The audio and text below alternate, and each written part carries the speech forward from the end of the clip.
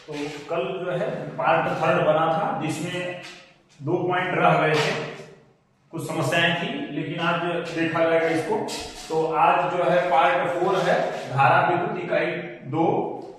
आज क्या पढ़ना है इसमें? विशिष्ट चालकता, वे विद्युत ऊर्जा, क्रांतिकाल, विद्युत शक्ति, प्रतिरोध की ताप पर निर्भरता और ये पॉइंट। इसमें कुछ पॉइंट ऐसे हैं जो कक्षा 10 क्लास 10 में सभी को ये मिला होगा। तो अभी इसमें इसके पहले पढ़ाया गया था विशिष्ट प्रतिरोध। विशिष्ट प्रतिरोध, तो विशिष्ट प्रतिरोध जो है इसका फार्मूला जो है, विशिष्ट प्रतिरोध बोलिए या तो इसको प्रतिरोधकता, विशिष्ट प्रतिरोध बोलिए या तो इसको प्रतिरोधकता बोलिए। तो इसका फार्मूला एक निकला था रो बराबर आर ए बटे में एल, रो बराबर आर ए बटे में एल। जहां कोई तार है जैसे, तो इसमें आर जो है इसका प्रतिरोध है और ए क्या है? अनुप्रस्थ काट का क्षेत्रफल। ये बगल का जो होता है, जैसे कोई तार है तो ये वाला जो हिस्सा होता है इसको अनुप्रस्थ काट का क्षेत्रफल, जो कि यहां पर इसको लिखते हैं ए सी। और यहां पर ये तार का जो लंबाई है, तार का लंबाई यल है। अब इससे कुछ पॉइंट हमने बताया था। सबसे पहला नंबर ये कि ये जो रो होता है ना तो आर पर निर्भर करता है, ना ए पर, ना एल पर। इस पॉइंट को याद रखिएगा। दूसरा नंबर इसका यहां पर क्या पॉइंट है, ध्यान से समझिएगा सभी लोग, कि ये भिन्न भिन्न पदार्थ के लिए भिन्न भिन्न होता है। इसका मान फिक्स नहीं होता है, अलग अलग पदार्थ के लिए अलग अलग होगा, लेकिन एक ही पदार्थ के लिए इसका मान फिक्स होता है। और इसमें अगर हम देखेंगे, अगर आर का मान निकालेंगे यहां से, तो यल इधर चला जाएगा, हो जाएगा रो यल, और ए इधर चला आएगा नीचे तो ए हो जाएगा। अगर आर का मान निकालेंगे तो यल इधर चला जाएगा, ए इधर चला आएगा। हाँ, अगर यहां पर आर का संबंध रो से पूछा जाएगा तो रो नियतांक होता है, एक तरीके का नियतांक होता है। तो आर रो पर निर्भर नहीं करेगा क्योंकि बदलेगा ही नहीं। अब बदलता क्या है इसमें? तार का लंबाई यल बदलता है और ए बदलता है। तो यहां पर रो पर निर्भर नहीं करेगा। ये आर जो है किसी तार का प्रतिरोध 2 चीजों पर निर्भर करेगा, एक तो तार की लंबाई पर, एक तार के अनुप्रस्थ काट के क्षेत्रफल पर, और एक पॉइंट और है जिस पर निर्भर करता है ताप पर। ताप के कारण भी प्रतिरोध बदल जाता है। इसमें टेम्परेचर का पॉइंट नहीं है, लेकिन याद रखिएगा कि ये प्रतिरोध लंबाई के कारण बदलेगा और क्षेत्रफल के कारण बदलेगा। क्षेत्रफल को मोटाई भी कहते हैं क्योंकि ये जो हिस्सा है ये मोटाई भी बोलते हैं इसको। ये ज्यादा अगर रहेगा तो बोलेंगे तार मोटा है, अगर ये हिस्सा कम रहेगा तो बोलेंगे तार पतला है, अनुप्रस्थ काट के क्षेत्रफल से।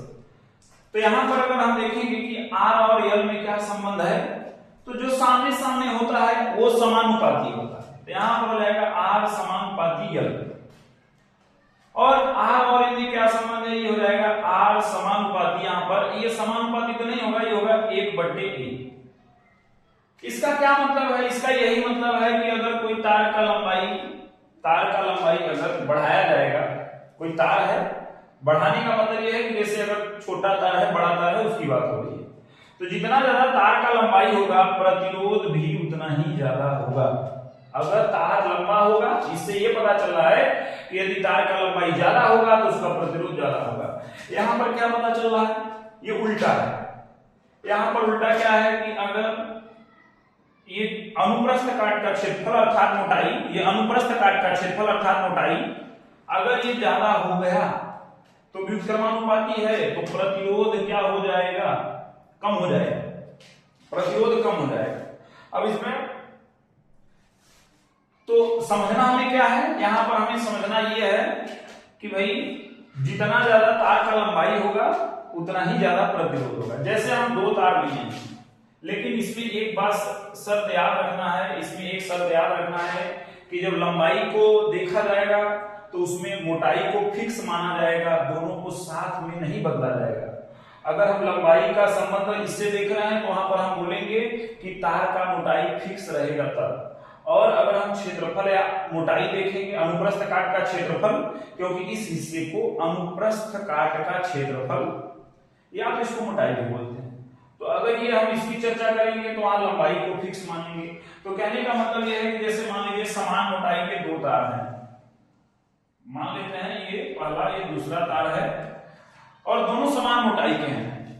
अगर समान मोटाई के दोनों तार हैं तो जो तार लंबा होगा उसका प्रतिरोध ज्यादा होगा, जो तार ज्यादा लंबा उसका प्रतिरोध ज्यादा होगा। तो इन दोनों तार में ये तार मान लीजिए ये मोटाई दोनों का हम अगर सेम मानकर चलते हैं, समान मानकर चलते हैं, तो इसका प्रतिरोध ज्यादा होगा और इसका प्रतिरोध कम होगा। ऐसा क्यों हो रहा है, ऐसा हम फार्मूला से समझ सकते हैं। हाँ, अगर इसको हम अपने तर्क से समझेंगे तो इसमें यह है कि भाई प्रतिरोध होता क्या है। प्रतिरोध होता है किसी तार में अगर इलेक्ट्रॉन बह रहा है तो उसमें जो रुकावट उसको महसूस होता है या रुकावट जो फील करता है वही प्रतिरोध होता है। तो यहाँ पर तार अगर छोटा होगा तो उसमें कम रुकावट मिलेगा, अगर तार लंबा होगा तो उसमें इलेक्ट्रॉन का रुकावट जो है ज्यादा महसूस होगा, ज्यादा वो फेस करेगा। इसका मतलब अगर दो समान मोटाई के तार हैं तो लंबे तार का प्रतिरोध ज्यादा और छोटे तार का प्रतिरोध कम होता है, लेकिन मोटाई समान होना चाहिए। अगर दो तार का हम कल्पना कर रहे हैं तो वहां मोटाई समान होना चाहिए, तभी हम प्रतिरोध का संबंध देख पाएंगे। अब रही बात इसका कि भाई क्षेत्रफल पर कैसे निर्भर करेगा, तो जैसे अगर हम दो तार ले लेते हैं, अब यहां लंबाई को हमें फिक्स रखना पड़ेगा। हमने बोला कि लंबाई और क्षेत्रफल में जब लंबाई का संबंध इससे देखेंगे, जब प्रतिरोध का संबंध लंबाई से देखेंगे तो वहां पर क्षेत्रफल अर्थात अनुप्रस्थ काट का क्षेत्रफल हम फिक्स मानेंगे, और जब r का संबंध a के साथ देखा जाएगा तो वहां पर हम लंबाई को फिक्स मानेंगे, तभी हम उसको कर पाएंगे। जैसे मान लीजिए हमारे पास दो तार है, उनका लंबाई समान है, एक मोटा तार है एक पतला तार है। जैसे ये दोनों तार मान लेते हैं, हमने मान लिया समान लंबाई का है, तो समान लंबाई का है तो यहां मोटाई के आधार पर देखा जाएगा, अर्थात इसका ये ज्यादा मोटा तार है और ये कम मोटा तार है, इसका अनुप्रस्थ काट का क्षेत्रफल ज्यादा होगा, इसका अनुप्रस्थ काट का क्षेत्रफल कम होगा। तो अनुप्रस्थ काट का क्षेत्रफल का संबंध सीधा मोटाई से होता है। यहाँ क्षेत्रफल ज्यादा मोटाई ज्यादा, क्षेत्रफल कम मोटाई कम। तो दोनों में से एक बात हम बोल सकते हैं कि यहां पर अगर दो समान लंबाई के तार हैं तो जहां पर क्षेत्रफल ज्यादा होगा वहां प्रतिरोध कम होगा, और जहां क्षेत्रफल कम होगा, जहां क्षेत्रफल कम होगा वहां प्रतिरोध ज्यादा होगा। तो यहां पर क्षेत्रफल कम है, क्षेत्रफल कम है इस तार का, तो प्रतिरोध इसका ज्यादा होगा, और यहां पर जो है इसका क्षेत्रफल ज्यादा है तो इसका क्षेत्रफल ज्यादा तो प्रतिरोध कम होगा। इसको हम ऐसे समझ सकते हैं कि पतले तार का प्रतिरोध कम और मोटे तार का प्रतिरोध अधिक होता है। मतलब कि पतले तार का प्रतिरोध अधिक और मोटे तार का प्रतिरोध कम होता है। ऐसा क्यों? ये पतला तार है, इसमें जब इलेक्ट्रॉन जाएगा तो जाने के लिए जगह उसमें कम मिलेगा उसको, इसलिए वो रुकावट ज्यादा महसूस करेगा, और प्रतिरोध एक प्रकार का रुकावट ही है, तो इसका प्रतिरोध ज्यादा होगा, इसका प्रतिरोध कम होगा। अगर हम तर्क करेंगे तो इसमें तर्क क्या है, भाई इसमें जगह कम है, इलेक्ट्रॉन को जाने के लिए रुकावट महसूस होगा, और इसमें जगह ज्यादा है, इलेक्ट्रॉन आसानी से जा सकता है, तो इसका प्रतिरोध ज्यादा, इसका प्रतिरोध कम होगा। हम सूत्र से भी समझ सकते हैं और तर्क से भी समझ सकते हैं। कम जगह में इलेक्ट्रॉन को निकलने के लिए ज्यादा प्रतिरोध फेस करना पड़ेगा, और कम ज्यादा जगह है तो उसमें से इलेक्ट्रॉन आसानी से जा सकता है। तो ये प्रतिरोध, हाँ इसको कैसे बताते हैं कि अगर दो तार हैं तो पतले तार का प्रतिरोध अधिक होगा और मोटे तार का प्रतिरोध कम होगा। क्यों होगा, ये सूत्र से हम समझ सकते हैं।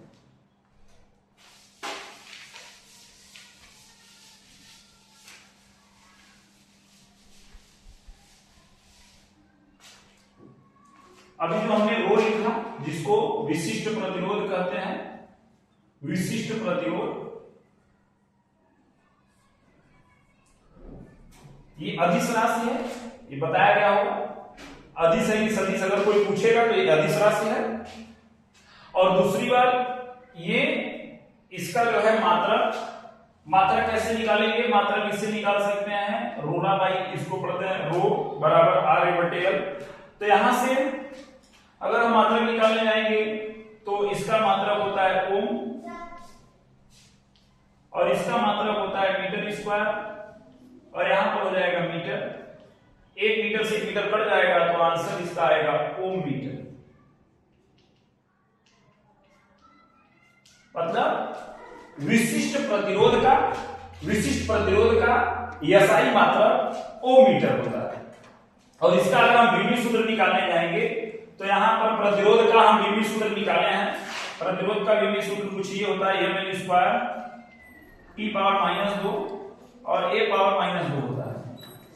और इसमें l का गुणा कर देंगे, मीटर लंबाई का मात्रक होता है तो लंबाई के लिए विमी सूत्र l लिखा जाता है।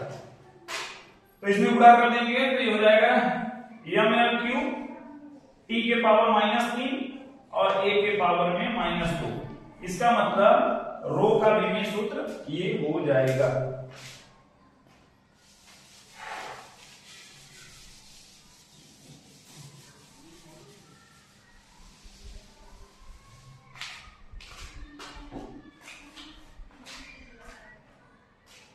अब समझते हैं विशिष्ट चालकता।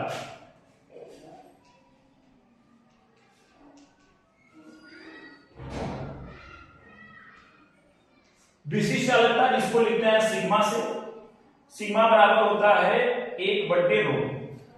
इसका क्या मतलब है? इसका ये मतलब है कि यहां पर विशिष्ट प्रतिरोध के व्युत्क्रम को विशिष्ट चालकता कहते हैं। विशिष्ट प्रतिरोध का जो व्युत्क्रम है उसको विशिष्ट चालकता कहते हैं। यहां पर अब ध्यान देने वाली बात है कि भाई परिभाषा सूत्र से दे सकते हैं कि ये विशिष्ट प्रतिरोध है। 1/ρ का मतलब हो जाएगा विशिष्ट प्रतिरोध का व्युत्क्रम। 1/ρ का मतलब हो जाएगा विशिष्ट प्रतिरोध के व्युत्क्रम को विशिष्ट चालकता कहते हैं। अब इसका एक फॉर्मूला निकल सकता है, ρ बराबर होता है RA/L। अगर यहां रख देंगे तो सिग्मा बराबर हो जाएगा, इसमें रखेंगे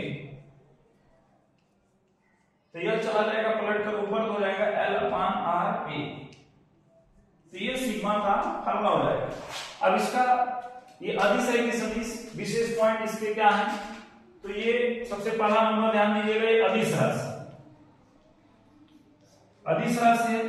दूसरा नंबर इसमें क्या समझना है कि इसका मात्रक क्या होगा? इसका मात्रक अभी हमने निकाला रो का, ओम मीटर। तो 1/ओम मीटर, 1/ओम मीटर, तो इसको हम लिख सकते हैं 1/ओम को यहां पर हो जाएगा ओम इनवर्स, क्योंकि 1/में ओम और 1/में मीटर है तो ऊपर जाएगा तो माइनस लग जाएगा। ये हो जाएगा ohm metre, ohm inverse metre inverse, या ओम इनवर्स को लिखते हैं मोहो मीटर इनवर्स, या इसको सीमेंस भी लिखते हैं।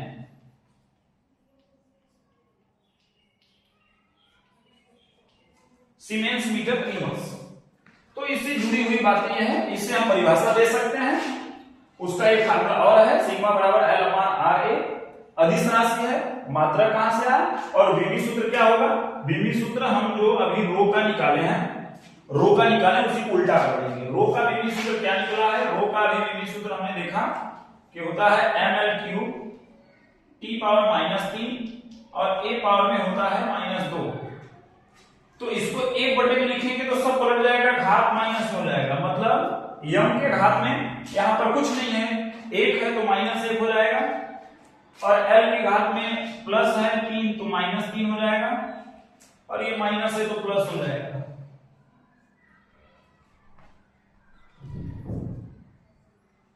तो ये इससे जुड़ी हुई बातें इतनी ही हैं।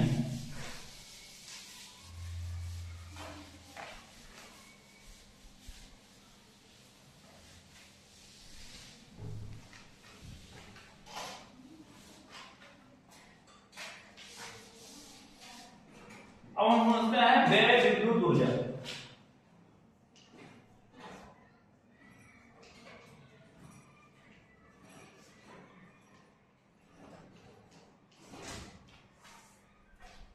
तो व्यय विद्युत ऊर्जा, इसको परिभाषित करने के लिए सबसे पहले हम समझेंगे कि ऊर्जा जो है वो कार्य को ही ऊर्जा कहते हैं।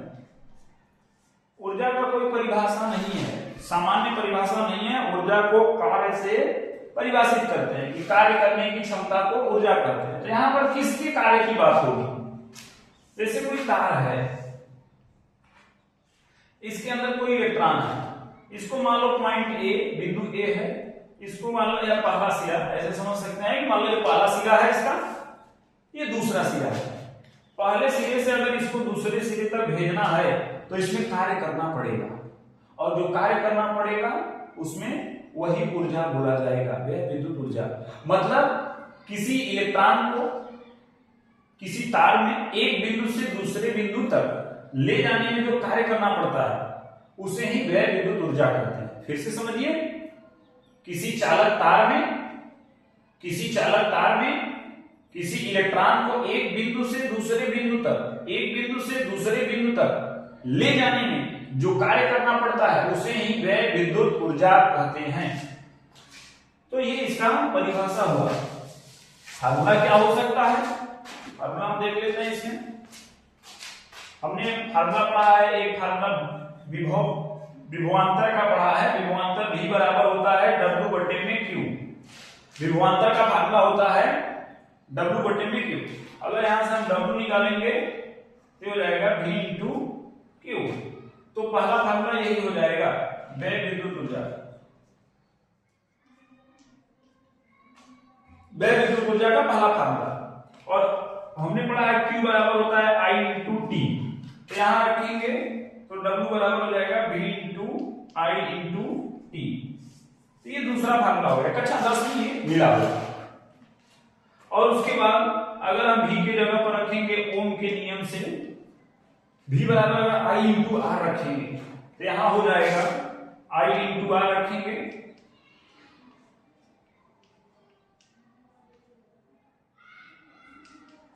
तो ये गुणा हो जाएगा, I और I गुणा हो जाएगा तो ये हो जाएगा I square R into T। ये हो जाएगा W। तो ये तीसरा फार्मूला हो गया, पहला, दूसरा और ये तीसरा फार्मूला। अब इसमें अगर हम रख दें इस फार्मूला में, अगर हम रख दें जो W बराबर आया है I square R into T, अगर इसमें रख दिया जाए कि I बराबर अगर निकाला जाएगा तो ये V बटे R आ जाएगा। तो I बराबर होगा V बटे में R। I के जगह पर रख सकते हैं V बटे R। तो यहां रखेंगे तो हो जाएगा V स्क्वायर बटे में R स्क्वायर गुणे में R गुणे में T। तो एक R से एक R कट जाएगा तो यहां पर हो जाएगा V स्क्वायर बटे में R इंटू T। ये चौथा फार्मूला हो जाएगा। पहला फार्मूला W बराबर V इंटू Q, अगला फार्मूला W बराबर V into I into T, अगला फार्मूला W बराबर I square R into T। ये इस पर सवाल आता है रेयर केस में, हमेशा नहीं देता है, रेयर केस में। तो ये फार्मूला मिला होगा। बाकी कोई भी चीज वीडियो से नोट नहीं करना, इससे नोट नहीं करना, लिखना नहीं है। आपको पीडीएफ मिल जाएगा, सब उसमें क्रम से मिलेगा। पीडीएफ को आप पढ़िए, वीडियो देखने के बाद, मैं बार बार कहता हूं वीडियो देखने के बाद एक बार पीडीएफ जरूर पढ़िए। 10 से 15 मिनट लगेगा लेकिन उसे क्लियर कीजिए।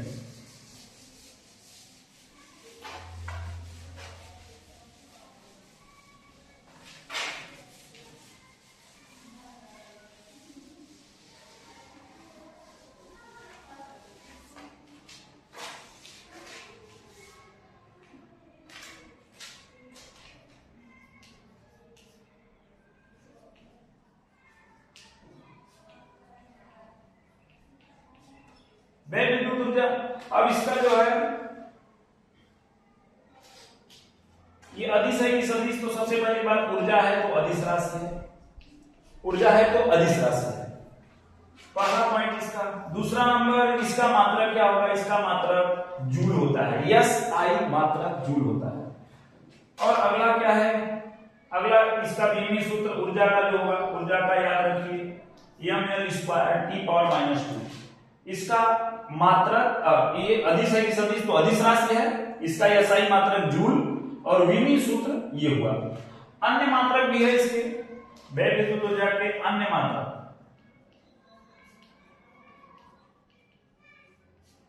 अन्य मात्रक क्या है, अन्य मात्रक है किलोवाट घंटा।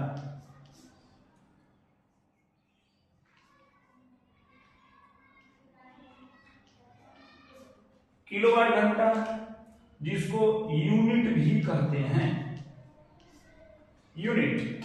तो इसमें किलोवाट घंटा हुआ एक मात्रक, अन्य मात्रक में यूनिट। और जो घर पे जो बिजली का जो खर्च निकाला जाता है वो किलोवाट घंटा में ही निकाला जाता है। 1 किलोवाट, 2 किलोवाट, 4 किलोवाट, उसी को यूनिट बोलते हैं। 1 यूनिट बिजली खर्च हो गया, 2 यूनिट हो गया, कितना हुआ, ये किलोवाट घंटा में ही ज्ञात किया जाता है। जूल जो गणना के लिए बहुत छोटा मात्रक होगा। तो यहाँ पर ये दो अन्य मात्रक हुए, इनमें क्या संबंध होता है, 1 किलोवाट को लिखते हैं kWh, किलो के लिए के, वाट के लिए W, घंटा के लिए H। 1 किलोवाट को लिखते हैं 1 यूनिट। इसमें यह संबंध होता है 1 किलोवाट घंटा, 1 किलोवाट घंटा हावर होता है बराबर 1 यूनिट होता है। तो इसके अन्य मात्रक है। और एक बात याद रखिएगा कि जो यूनिट है ये शॉर्ट नाम है, ये शॉर्ट नाम है। पूरा नाम इसका है बोर्ड ऑफ ट्रेड यूनिट।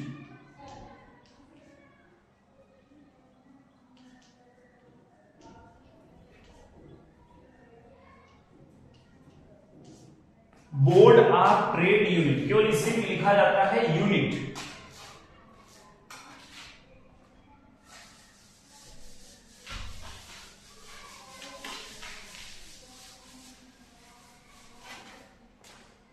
अब इसमें एक जरूरी प्रश्न है जो कि 1 नंबर में या बहुविकल्पी में आ जाता है कि 1 किलोवाट घंटा में कितना जूल होता है।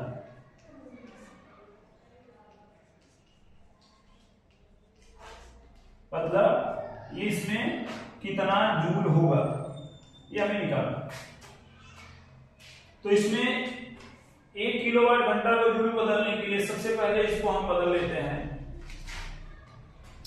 1 किलोवाट का मतलब होगा 1000 वाट, और 1 घंटा में होता है 3600 सेकेंड।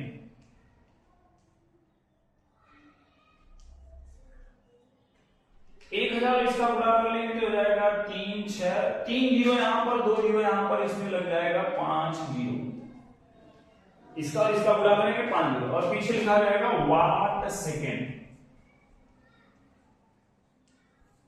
और वाट सेकेंड को ही जूल लिखते हैं, ये हो जाएगा।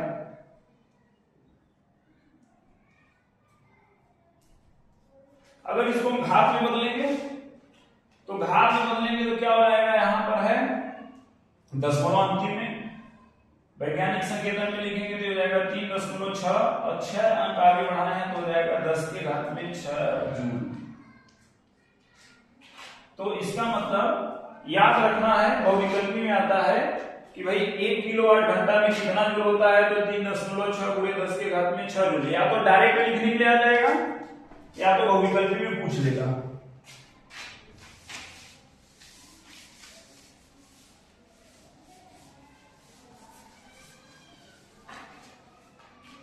अब हम समझते हैं श्रांति का।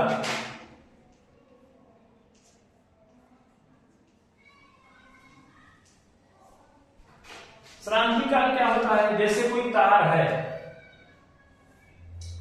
तो तार में होता क्या है, इलेक्ट्रॉन भरे पड़े होते हैं। कोई भी चालक तार है, सभी तार में नहीं, केवल चालक तार। लेकिन वास्तविकता इसका क्या होता है, अगर इसको बड़ा करके देखा जाएगा, अगर इसको हम बड़ा करके देखें, थोड़ा सा और बड़े आकार में देखेंगे तो इसमें होते हैं परमाणु। कोई भी पदार्थ परमाणु से मिलकर बना होगा, और ये जो खाली जगह है, इसमें बीच बीच में जो खाली जगह है उसमें रहते हैं इलेक्ट्रॉन। परमाणु के अंदर भी रहते हैं, और जो इलेक्ट्रॉन निकल जाते हैं परमाणु से तो खाली जगह में रहते हैं। तो होता क्या है कि इलेक्ट्रॉन जब आगे बढ़ते हैं तो इनको टक्कर झेलना पड़ता है। तो जब टक्कर झेलते हैं तो लगातार 2 टक्कर का औसत जो होगा, लगातार 2 टक्कर का मतलब जैसे मान लीजिए कि 2 जगह पर टकराया इलेक्ट्रॉन, यहां से चलकर ये पहला टक्कर हुआ और यहां से चलकर यहां पहुंचा, 2 टक्कर हुआ। तो 2 टक्कर में जो समय लगेगा उसका औसत का मतलब जैसे मान लीजिए इसमें एक बहुत कम समय होता है, उसमें एक उदाहरण के लिए मान लेते हैं कि अगर मान लीजिए इसमें 4 सेकंड लग गया, इतना समय नहीं, बहुत ज्यादा समय है, एक उदाहरण के लिए ताकि समझ में आए, 4 सेकंड है, इसमें मान लीजिए 6 सेकंड लगा, तो श्रांति काल क्या होगा, इन दोनों का औसत 4 और 6 10, ये 2 है तो इसमें 2 का भाग लगाएंगे आएगा 5, वो श्रांति काल बोला जाएगा। परिभाषा क्या होगा कि किसी इलेक्ट्रॉन के लगातार दो टक्करों के बीच लगे समय के औसत को, किसी इलेक्ट्रॉन के दो लगातार टक्करों के बीच लगे समय के औसत को श्रांति काल कहते हैं।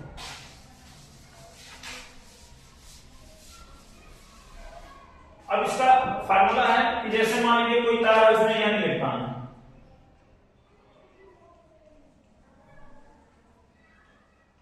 कोई तार है उसमें n इलेक्ट्रॉन है, और पहले का श्रांति काल को टाउ से लिखते हैं, टाउ 1 है, दूसरे का टाउ 2 है, तीसरे का टाउ 3 है, श्रांति काल को लिखते हैं टाउ से। n इलेक्ट्रॉन है किसी तार में, पहले का श्रांति काल टाउ 1, दूसरे का टाउ 2, तीसरे का टाउ 3, ऐसे ही मान लीजिए टाउ n है, तो औसत श्रांति काल क्या हो जाएगा?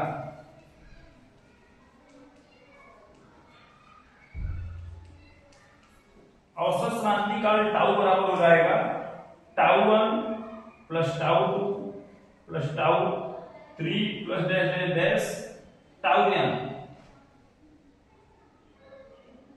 और बटे में हो जाएगा n। तो ये हो जाएगा औसत श्रांति काल का, ये आगे अभी यूज में मिलेगा ये फार्मूला।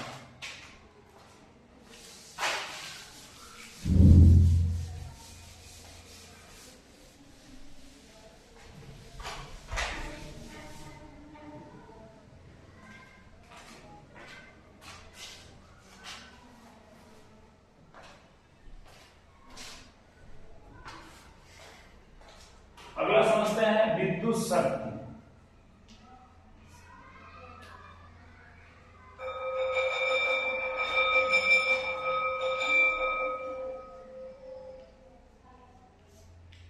विद्युत शक्ति या सामर्थ्य, तो इसका फार्मूला क्या है? P बराबर होता है W बटे में T।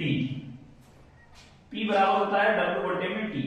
ये कार्य बोलिए या व्यय विद्युत ऊर्जा बोलिए,